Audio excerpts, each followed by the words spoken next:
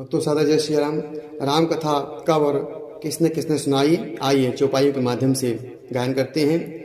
जाग बलिक जो कथा सुहाई, भरद्वाज मुनि बरहि सुनाई।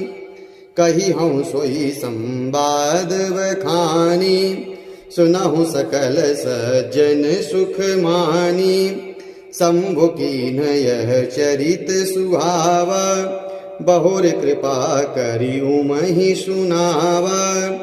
सोई शिव काग सुंदी दीन्हा, राम भगति अधिकारी चीन्हा। तहि सन जाग बलिक पुनि गावा, तिन पुनि भरद्वाज प्रति गावा। ते सोतावक तासम लीला, समदर्शी जानई हरि लीला।